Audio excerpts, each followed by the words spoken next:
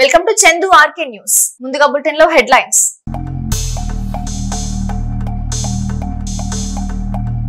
మరో హామీ అమలుకు ఏపీ ప్రభుత్వం కసరత్తు.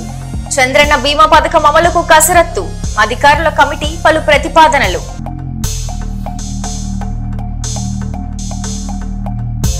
ఏపీ తెలంగాణ ప్రజలకు జగన్ పండుగ శుభాకాంక్షలు.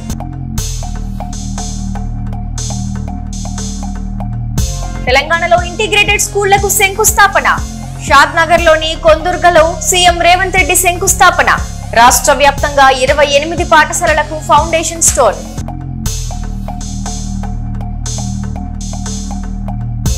ఆడపిల్ల పుడితే 5,000.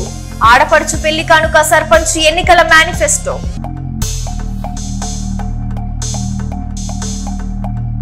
విజయవాడ కనకదుర్గమ్మ హంస వాహన సేవ రద్దు. కారణం ఇదే. విజయవాడ ఇంద్రకీలాద్రిపై దసరా నవరాత్రి వేడుకలు అంగరంగ వైభవంగా జరుగుతున్నాయి. దేవి నవరాత్రి వేడుకలు శనివారంతో ముగియనున్నాయి. దీంతో చివరి రోజు ఉత్సవాలను ఘనంగా నిర్వహించేందుకు ఆలయ కమిటీ, ప్రభుత్వం చర్యలు తీసుకుంటున్నారు. అయితే ఉత్సవాల్లో భాగంగా ఆఖరి రోజు నిర్వహించే దుర్గమ్మ హంస వాహనం సేవను రద్దు చేశారు. ప్రస్తుతం కృష్ణా నదిలో నీటి ప్రవాహం అధికంగా ఉంది. అలాగే ఎగువ ప్రాంతాల నుంచి కూడా వరద నీరు వచ్చి చేరుతోంది. ఈ విషయాలను దృష్టిలో పెట్టుకుని కనకదుర్గమ్మ హంస వాహన సేవను ప్రభుత్వం రద్దు చేసింది. ఈ విషయాన్ని ప్రభుత్వం ఓ ప్రకటన ద్వారా వెల్లడించింది. అయితే అమ్మవారి జల విహారం రద్దు కావడంతో ప్రభుత్వం ఇతరత్రా ఏర్పాట్లపైనే దృష్టి పెట్టింది. అందులో భాగంగా దుర్గా ఘాట్ లోని గంగా సమేత శ్రీ దుర్గా మల్లేశ్వర స్వామి దేవాలయంలో పూజలు నిర్వహించనున్నారు. ఇందుకోసం ఇప్పటికే పనులు చేపట్టారు. అయితే హంస వాహన సేవలో భాగంగా దుర్గమ్మ హంస వాహనంలో కృష్ణా నదిలో విహరిస్తూ భక్తులను కటాక్షిస్తారు. ఈ సేవను చూసేందుకు భక్తులు భారీ సంఖ్యలో విజయవాడ వస్తుంటారు. అయితే నీటి ప్రవాహం కారణంగా ఈ ఏడాది హంస వాహన సేవ రద్దు అయింది. మరోవైపు అక్టోబర్ 3వ తేదీ ఇంద్రకీలాద్రిపై దసరా శరన్నవరాత్రి వేడుకలు ప్రారంభమయ్యాయి. ఇన్ని రోజుల పాటు అమ్మవారు వివిధ అలంకారాల్లో భక్తులను కటాక్షిస్తూ వచ్చారు. శుక్రవారం మహిషాసుర మర్దినిగా దర్శనమిచ్చిన కనక దుర్గమ్మ శనివారం శ్రీ రాజరాజేశ్వరి దేవిగా కనిపించనున్నారు. మరో హామీ అమలుకు ఏపీ ప్రభుత్వం కసరత్తు.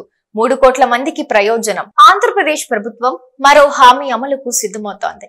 ఎన్నికల సమయంలో ఇచ్చిన హామీలను ఒక్కొక్కటిగా అమలు చేస్తున్న ప్రభుత్వం మరో హామీ అమలుకు కసరత్తు ప్రారంభించింది. దీపావళి నుంచి ఉచిత గ్యాస్ సిలిండర్ల పథకం ప్రారంభించనున్న సంగతి తెలిసిందే. అయితే త్వరలోనే చంద్రన్న బీమా పథకాన్ని కూడా రాష్ట్ర వ్యాప్తంగా అమలు చేయాలని టీడీపీ కూటమి సర్కారు భావిస్తోంది. అయితే కుటుంబ పెద్దకు మాత్రమే కాకుండా ఇంట్లోని అందరినీ బీమా పరిధిలోకి తీసుకొచ్చేలా ప్రభుత్వం ఏర్పాట్లు చేస్తోంది. చంద్రన్న బీమా పథకం కిందకు రాష్ట్రంలోని పేదలందరినీ తీసుకొచ్చేలా కసరత్తు జరుపుతోంది. ఏపీలో దారిద్ర్య రేఖకు దిగువన 1.21 కోట్ల కుటుంబాలున్నాయి. ఈ కుటుంబాల్లో సుమారు 3.07 కోట్ల మంది సభ్యులు ఉన్నారు. వీరందరికీ ప్రయోజనం కలిగేలా చంద్రన్న బీమా పథకాన్ని తేవాలని అధికారులు కార్యాచరణ రూపొందిస్తున్నారు. చంద్రన్న బీమా పథకం అమల్లో విధి విధానాల రూపకల్పన కోసం ఐఎఫ్ఎస్ అధికారులతో కమిటీ కూడా ఏర్పాటు చేశారు. ఇక ఈ కమిటీ 18 నుంచి 70 ఏళ్లలోపు ఉన్నవారు ప్రమాదవశాత్తు మరణిస్తే 10 లక్షలు, సహజంగా చనిపోతే 2 లక్షల రూపాయల బీమా అందించాలని ప్రతిపాదనలు సిద్ధం చేసినట్లు సమాచారం. త్వరలోనే ఈ కమిటీ సభ్యులు ప్రభుత్వానికి నివేదిక సమర్పించనుంది. ఈ నివేదికలో సీఎం చంద్రబాబు మార్పులు చేర్పులు చేసిన తర్వాత అమలు చేయనున్నారు. ఏపీ మాజీ సీఎం వైసీపీ అధినేత జగన్ దసరా శుభాకాంక్షలు తెలియజేశారు. దుర్గాష్టమి, మహానవమి, విజయదశమి పర్వదినాలను పురస్కరించుకుని ఏపీ, తెలంగాణ ప్రజలకు ప్రపంచ వ్యాప్తంగా ఉన్న తెలుగు వారికి శుభాకాంక్షలు తెలిపారు. ఈ మేరకు ఓ ప్రకటన విడుదల చేశారు. లోక కంటకుడు అయిన మహిషాసురుడిని జగన్మాత సంహరించినందుకు, చెడుపై మంచి సాధించిన విజయానికి, దుష్ట శక్తులపై దైవ శక్తుల గెలుపునకు ప్రతీకగా జరుపుకునే పండుగ దసరా అని జగన్ వివరించారు. చెడు ఎంత దుర్మార్గమైనదైనా, ఎంత శక్తివంతమైనదైనా మంచితనాన్ని అంతిమ విజయం వరిస్తుందని పేర్కొన్నారు. ఆ జగన్మాత ఆశీస్సులతో రాష్ట్ర ప్రజలంతా సుఖ శాంతులతో, సిరి సంపదలతో తులతూగాలని, రాష్ట్రంలోని ప్రతి ఒక్క కుటుంబానికి విజయాలు సిద్ధించాలని, ఆ కనకదుర్గమ్మ దీవెనలు, ఆశీస్సులు ప్రతి ఒక్కరిపై ఉండాలని జగన్ ఆకాంక్షించారు. మందుబాబులకు షాక్ ఇచ్చేలా ఏపీ ప్రభుత్వం కీలక నిర్ణయం తీసుకున్నట్లు తెలిసిందే. నూతన మద్యం విధానంలో మద్యం ధరల రౌండప్ పెంపు వసూలు చేయాలని నిర్ణయించినట్లు తెలిసిందే. దీని కారణంగా మద్యం ధరలు కాస్త పెరిగే అవకాశాలున్నాయి. మరోవైపు లిక్కర్ షాపుల కోసం దరఖాస్తు చేసుకునేందుకు ఇవాల్టితో గడువు ముగియనుంది. రాత్రి 7 గంటలకు గడువు ముగియనుంది. రేపు ఎల్లుండి దరఖాస్తుల పరిశీలన ఉంటుంది. అక్టోబర్ 14వ తేదీ లాటరీ తీసి మద్యం దుకాణాలు కేటాయిస్తారు. ఏపీలో మద్యం దుకాణాల లైసెన్స్ కోసం దరఖాస్తు గడువు మరికొన్ని గంటల్లో ముగియనుంది. ఈ రోజు సాయంత్రం 7 గంటల వరకు ఎక్సైజ్ శాఖ అధికారులు సమయం ఇచ్చారు. అప్పటి వరకు క్యూ లైన్ లో ఉన్న వారికి దరఖాస్తు చేసుకునే అవకాశం కల్పించనున్నారు. అయితే నూతన మద్యం విధానంలో ఏపీ సర్కార్ తీసుకున్న ఓ నిర్ణయం మందుబాబులకు షాక్ ఇచ్చేలా ఉంది. మద్యం ధరలకు సంబంధించి రౌండప్ పెంపు నిర్ణయం మందుబాబులకు కాస్త భారంగా మారే అవకాశం ఉంది. ఎందుకంటే ఈ విధానం కారణంగా మద్యం ధరలు పెరిగే అవకాశాలున్నాయి. అక్టోబర్ 16 నుంచి నూతన మద్యం విధానం ప్రకారం ఏపీలో మద్యం ధరలు ఉండనున్నాయి. అయితే నూతన మద్యం పాలసీలో రౌండ్ ఆఫ్ పేరుతో ఛార్జీలు వసూలు చేయాలని ఏపీ ప్రభుత్వం నిర్ణయించినట్లు సమాచారం. ఏపీలో ఎమ్మెల్సీ దువ్వాడ శ్రీనివాస్, ఆయన స్నేహితురాలు దివ్వెల మాధురి మరోసారి వార్తల్లో నిలుస్తున్నారు. తిరుమలలో దివ్వెల మాధురిపై కేసు నమోదైన సంగతి తెలిసిందే. రీల్స్ చేస్తూ శ్రీవారి భక్తుల మనోభావాలను దెబ్బతీసేలా వ్యవహరించారంటూ దివ్వెల మాధురిపై తిరుమలలో కేసు నమోదైంది. ఈ నేపథ్యంలో తిరుమలలో కేసుపై దివ్వెల మాధురి స్పందించారు. రాజకీయ కక్ష సాధింపు చర్యల్లో భాగంగానే తమపై కేసులు పెట్టారని దివ్వెల మాధురి ఆరోపించారు. తనపై పెట్టిన కేసులపై న్యాయ పోరాటం చేశానని దివ్వెల మాధురి స్పష్టం చేశారు. తిరుమలలో తాను ఎలాంటి తప్పు చేయలేదన్న దివ్వెల మాధురి చేయని తప్పునకు ఎవరికి క్షమాపణ చెప్పేది లేదని తెగేసి చెప్పారు. ఓ కార్యకర్తగా దువ్వాడతో కలిసి తిరుమల వెళ్లానన్న దివ్వెల మాధురి తమతో పాటుగా మరికొందరు కార్యకర్తలు కూడా వచ్చినట్లు తెలిపారు. మమ్మల్ని ప్రశ్నించేవారు పవన్ కళ్యాణ్ ను ఎందుకు ప్రశ్నించరు అంటూ మాధురి నిలదీశారు. మరోవైపు తిరుమలలో తాము ఎలాంటి తప్పు చేయలేదని దువ్వాడ శ్రీనివాస్ తెలిపారు. తెలియక ఏమైనా తప్పులు చేస్తుంటే క్షమించాలని కోరుతున్నట్లు చెప్పారు. పోలీస్ కేసుపై న్యాయపరంగా ముందుకెళ్తామని దువ్వాడ శ్రీనివాస్ స్పష్టం చేశారు. మరోవైపు అక్టోబర్ 7వ తేదీన దువ్వాడ శ్రీనివాస్, దివ్వెల మాధురి తిరుమలకు వెళ్లారు. శ్రీవారి బ్రహ్మోత్సవాల సందర్భంగా శ్రీవారిని దర్శించుకున్నారు. దర్శన అనంతరం దివ్వెల మాధురి శ్రీవారి ఆలయం వెలుపల పుష్కరిణి ప్రాంతాల్లో రీల్స్ చేసినట్లు ఆరోపణలొచ్చాయి. దీనిపై విమర్శలు రావడంతో టీటీడీ విజిలెన్స్ సిబ్బంది స్పందించారు. తిరుమలలో శ్రీవారి భక్తుల మనోభావాలు దెబ్బతినేలా ప్రవర్తించారంటూ తిరుమల 1 టౌన్ పోలీసులకు ఫిర్యాదు చేశారు. Duvvada Srinivas, Madhuri pre wedding shooting Tirumala మాడవీధి. ఏంటి ఆ న్యూస్ లో రాసే ముందు వెనక ఆలోచించుకొని రాయరా? నిజాలు రాయండి. అంతేగాని మీకు తోచింది, మీకు నచ్చింది ఏదో ఇతరుల మీద బురద జల్లాలని ఇష్టం వచ్చిన వార్తల్ని రాయడం అనేది చాలా తప్పు. న్యూస్ ఛానల్స్ అనేవి నిజాల్ని జనాలకు చూపించే విధంగా ఉండాలి కానీ ఇలాంటి చెత్త పనికిమాలిన న్యూస్లు రాయడానికి కాదు న్యూస్ ఛానల్స్ ఉన్నవి. నిజంగా మేము ప్రీ వెడ్డింగ్ షూటింగ్ తీసుకుంటే మీరు రాయాలి. సో ఇదే శారీలో కదా నాకు చూపించారు. శ్రీనివాస్ గారు బ్లూ కలర్ షర్ట్ లో ఉన్నారు కదా. శ్రీనివాస్ గారు నేను కలిపి ఈ డ్రెస్ లో నేను శ్రీనివాస్ గారితో కలిపి తీసుకున్న ఒక్క ఫోటో అయినా పోస్ట్ చేయండి. పోస్ట్ చేసి అప్పుడు రాయండి ప్రీ వెడ్డింగ్ షూట్ తీసుకున్నామని. ఇష్టం వచ్చినట్టు ఎలా అండి అలా వార్తలు రాసేస్తారు? మీకేది తోచితే ఏది నచ్చితే ఆ వార్త అది పెట్టేయడమేనా? అది యువతల మనసుల్ని ఎంత బాధ పెడుతుందో ఆలోచించినా. ఇది నా ఒక్క దానికి కాదు, చాలా మంది భక్తుల మనోభావాలను దెబ్బతీసే వ్యాఖ్యానాలు చేశారు మీరు. ఇవి చాలా తప్పు. ఇలాంటి తప్పుడు ప్రచారాలు మీరు చేయకండి. నేను మీద చాలా చట్టపరమైన చర్యలు ఖచ్చితంగా తీసుకుంటాను. ఇది నిజంగా అయితే మీరు నిజంగా ప్రూవ్ చేయండి. నేను ఏ శిక్ష వేసినా దానికి రెడీగా ఉంటాను. ఎదుర్కోగలిగితే దువ్వాడ శ్రీనివాస్ గారిని ధైర్యంగా ఎదుర్కోండి. అంతేగాని ఇలాంటి చెత్త న్యూస్లు, పనికిమాలిన న్యూస్లు పెట్టి ఇలా డీఫేమ్ చేయాలని ట్రై చేయకండి. నిజంగా మీకు దమ్ముంటే దువ్వాడ శ్రీనివాస్ గారిని డైరెక్ట్ గా ఎదుర్కోండి. అది మీరే చేశారో, మీ వెనక ఎవరైనా ఉండి నడిపించారో వాళ్ళకందరికీ చెప్తున్నాను. మీరు ధైర్యంగా ఫేస్ చేయాలంటే నన్నైనా శ్రీనివాస్ గారినైనా ఫేస్ చేయండి. అంతేగాని ఇలాంటి ఫేక్ న్యూస్లు, ఫేక్ వార్తలు పెట్టి జనాల్ని మభ్యపెట్టకండి. ఎందుకంటే తిరుమల, తిరుపతి అనేది చాలా పవిత్రమైన స్థలం. దీన్ని ప్రజలు చాలా పవిత్రంగా భావిస్తారు. ఇలాంటి చోట్ల ప్రీ వెడ్డింగ్ షూట్లు అవి ఇవి అంటే వాళ్ళ మనోభావాలు కూడా దెబ్బతింటాయి. నేను నమ్ముకున్న దైవం, నా ఇష్ట ఆరాధ్య దైవం తిరుమల తిరుపతి వెంకటేశ్వర స్వామి నాకు చాలా ఇష్టమైన దైవం. నేను ఇప్పుడే కాదు బ్రహ్మోత్సవాలకి చాలా ఇయర్స్ నుంచి నేను బ్రహ్మోత్సవాల్లో పార్టిసిపేట్ చేస్తున్నాను. చాలా ప్రోగ్రామ్స్ ఇవ్వడం జరిగింది. ఇలాంటి తప్పుడు ప్రచారాలు చేయడం అనేది చాలా తప్పు. ఇది మీరు ఖచ్చితంగా బ్యాక్ తీసుకోవాలి. నాకు మీరు అపాలజీ చెప్పాల్సిందే. లేదంటే నేను చట్టపరమైన చర్యలు ఖచ్చితంగా టీవీ మీద తీసుకుంటాను. నేను కేసు ఫైల్ చేస్తాను. తెలంగాణ సర్కార్ మరో సంచలనం. ఆ లేఅవుట్ల రిజిస్ట్రేషన్లపై నిషేధం, ఆ ప్రాంతాలపై భారీ ఎఫెక్ట్. సంచలన నిర్ణయాలతో పాలనతో తనదైన మార్క్ క్రియేట్ చేస్తున్న రేవంత్ రెడ్డి సర్కార్ ఇప్పుడు మరో కీలక నిర్ణయం తీసుకుంది.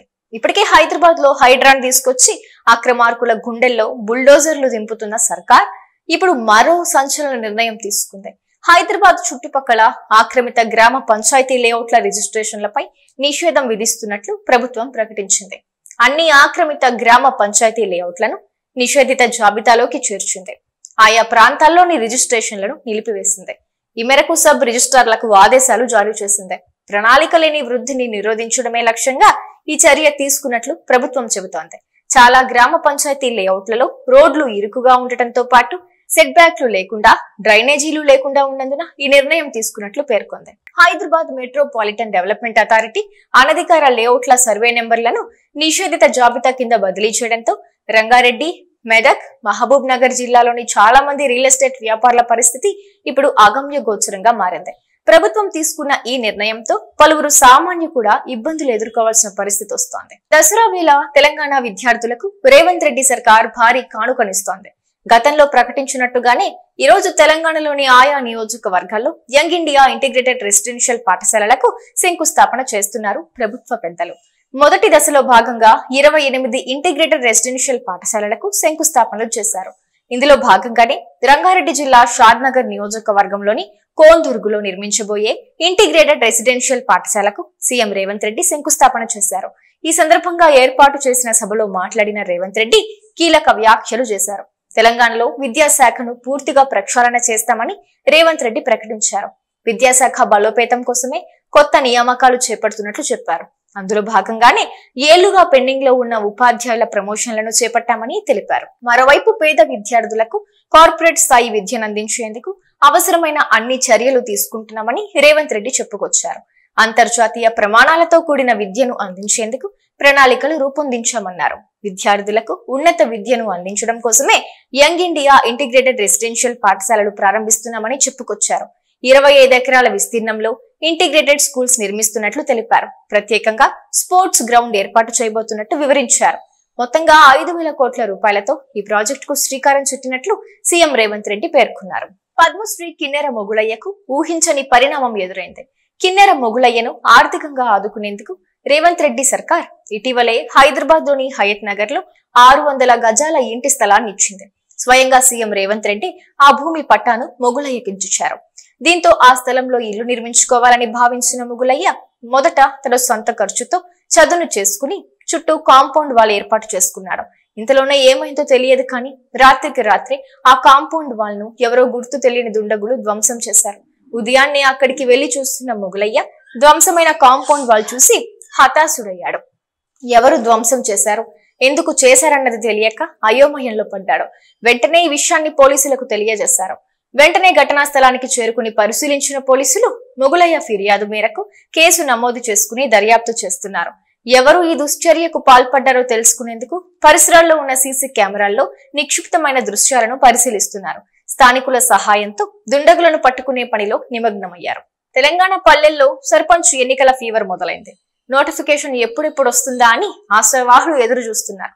సర్పంచ్ గా పోటీ చేయాలనుకుంటున్న ఆశావాహులు గ్రామాల్లోనే మకాం వేసి ఓటర్లను మచ్చిక చేసుకునేందుకు ప్రయత్నిస్తున్నారు. ప్రతి కార్యక్రమంలో పాల్గొని ప్రజలతో మమేకమవుతున్నారు. ఇంకొందరు ఒక అడుగు ముందుకేసి మేనిఫెస్టో సైతం రిలీజ్ చేస్తున్నారు. అసెంబ్లీ ఎన్నికల తరహాలో తమను గెలిపిస్తే ఏమేం చేస్తామో చెబుతూ హామీ పత్రాలు విడుదల చేస్తున్నారు. తాజాగా యాదాద్రి జిల్లా తుర్కపల్లి మండలం మల్కాపూర్ గ్రామంలో సర్పంచ్ గా తనను గెలిపించాలంటూ ఓ గ్రామ యువ నాయకురాలు మేనిఫెస్టో విడుదల చేసింది. పార్టీలకు అతీతంగా తనను గెలిపిస్తే గ్రామాన్ని అభివృద్ధి చేస్తానని హామీ ఇచ్చింది. గ్రామానికి చెందిన కొడారి లతా మల్లేష్ యాదవ్ ఈ మేనిఫెస్టో రిలీజ్ చేశారు. మొత్తం 14 అంశాలతో కూడిన మేనిఫెస్టో పోస్టర్ ను నేడు విడుదల చేశారు. తనను గెలిపిస్తే గ్రామాన్ని అన్ని రకాలుగా అభివృద్ధి చేస్తానని అందులో పేర్కొన్నారు. టీమిండియా క్రికెటర్ మహమ్మద్ సిరాజ్ కు డీఎస్పీ పోస్ట్ ను కేటాయించారు. ఈ మేరకు తెలంగాణ డీజీపీ జితేందర్ ఆయనకు డీఎస్పీ నియామక పత్రాన్ని అందించారు. ఈ సందర్భంగా రాష్ట్ర ప్రభుత్వం, పోలీసు శాఖకు సిరాజ్ ప్రత్యేక కృతజ్ఞతలు తెలిపారు. టీమిండియా T20 వరల్డ్ కప్ గెలిచిన అనంతరం సిరాజ్ కు తెలంగాణ ప్రభుత్వం ఇంటి స్థలం, ప్రభుత్వ ఉద్యోగం ఇవ్వాలని నిర్ణయించింది. ఈ ఏడాది ఆగస్టు నెలలో జూబ్లీహిల్స్ రోడ్ నెంబర్ 78 లో 600 చదరపు గజాల ఇంటి స్థలాన్ని కేటాయిస్తూ రెవెన్యూ శాఖ ఉత్తర్వులు జారీ చేసింది. తాజాగా సిరాజ్ కు డీఎస్పీ పోస్ట్ ను కేటాయించారు. యువతలో సాంకేతిక నైపుణ్యం పెంపొందించేందుకు యంగ్ ఇండియా స్కూల్స్ యూనివర్సిటీని ప్రారంభిస్తున్నామని భూపాలపల్లి ఎమ్మెల్యే సత్యనారాయణరావు అన్నారు. భూపాలపల్లి జిల్లా గణపురం మండలం మైలారం గుట్టపై అంతర్జాతీయ ప్రణాళికతో యంగ్ ఇండియా ఇంటిగ్రేటెడ్ రెసిడెన్షియల్ పాఠశాల కాంప్లెక్స్ కు భూమి పూజ నిర్వహించారు. ఈ కార్యక్రమంలో ఎంపీ కడియం కావ్య, జిల్లా collector Rahul Sharma, trade promotion corporation chairman Prakash Reddy పాల్గొన్నారు. కండ్రా సత్యనారాయణరావు గారికి, ఎంపీ కడియం కావ్య గారికి, trade corporation chairman Prakash Reddy గారికి, మార్కెటింగ్ కమిటీ చైర్మన్, మిగతా అధికారులు, మీడియా మిత్రులు, మీ అందరికీ నమస్కారం. ఈరోజు young India integrated residential complex మన స్కూల్కి ఫౌండేషన్ మనం చేసాం. సో ఇది చాలా మంచి రోజు. సో ఇది ఒక గ్రేట్ ఇనిషియేటివ్ తెలంగాణ ప్రభుత్వం ద్వారా, బికాజ్ ఇది ఒక ఈక్విటబుల్ అండ్ ఇంక్లూజివ్ ఎడ్యుకేషన్ మోడ్లో మనం వెళ్తున్నాం. అండ్ వల్నరబుల్ సెక్షన్ ఆఫ్ సొసైటీకి కూడా మనం అప్లిఫ్ట్ చేస్తున్నాం విత్ దిస్ ఇనిషియేటివ్. సో ఇది ఒక young India integrated residential school complex ఒక చాలా అంబిషియస్ ఇనిషియేటివ్ ఉంది. అందరికీ కూడా పేరు పేరున నా నమస్కారాలు తెలియజేసుకుంటున్నాను. ఇది ఒక గొప్ప విషయం. ఎందుకంటే కాంగ్రెస్ ప్రభుత్వంలో వస్తున్న ఇబ్బంది ఏంటంటే మనం చాలా పనులు చేస్తున్నాం, చెప్పనివి కూడా చేస్తున్నాం, మేనిఫెస్టోలో లేనివి కూడా. ఇది కూడా మేనిఫెస్టోలో లేదు, అయినా కూడా మనం ఎంత గొప్పగా ప్రారంభిస్తున్నాం, ఎంత గొప్పగా ఇంప్లిమెంట్ చేస్తున్నాం అంటే కేవలం 5 నెలల్లోనే డిఎస్సి నోటిఫికేషన్ వేసుకోవడమే కాకుండా పరీక్ష నిర్వహించి 10,000 ఉద్యోగాల్లో జస్ట్ 2 రోజుల కిందనే ఇవ్వడం జరిగింది. అది కూడా ఒక పెద్ద సాహసము, పెద్ద విషయం. ఎందుకంటే గత ప్రభుత్వంలో 10 ఏళ్ల పాటు ఏ ఒక్క పోస్టు డిఎస్సి ఎన్నిసార్లు వేద్దామని ప్రయత్నించినా కానీ కుదరలేదు. కానీ ఈసారి వచ్చిన ప్రభుత్వం సంవత్సరం లోపే 10,000 డిఎస్సి టీచర్ ఉద్యోగాలు ఇప్పించడం అంటే చాలా పెద్ద విషయం. అయినా కూడా దానికి ఎక్కువ ప్రచారం చేసుకోలేకపోతున్నాము. ఇంకో గొప్ప విషయం ఏంటంటే నియోజకవర్గానికి ఒక ఇంటిగ్రేటెడ్ రెసిడెన్షియల్ స్కూల్ సిస్టమ్ అనేది ప్రస్తుతానికి ఉన్న ఇన్ని నియోజకవర్గాలలో 119 వాటిలో ఆల్మోస్ట్ 28, అందులో మన ఉమ్మడి వరంగల్ జిల్లాలోనే 4 సెలెక్ట్ చేశారు. ఒకటి గన్పూర్, పర్కాల్, వరంగల్ ఈస్ట్, భూపాల్పల్లి. 28 నియోజకవర్గాల్లో integrated young India integrated residential schools గౌరవ శ్రీ ముఖ్యమంత్రి గారు రేవంత్ రెడ్డి గారు షాద్ నగర్లో శంకుస్థాపన చేస్తూ 28 నియోజకవర్గాల్లో మొదటి విడతగా ఎస్సీ, ఎస్టీ, బీసీ, అదేవిధంగా minority school, minority junior college కొరకు ఇక్కడ నుంచి 176 కోట్లు 176 కోట్లతో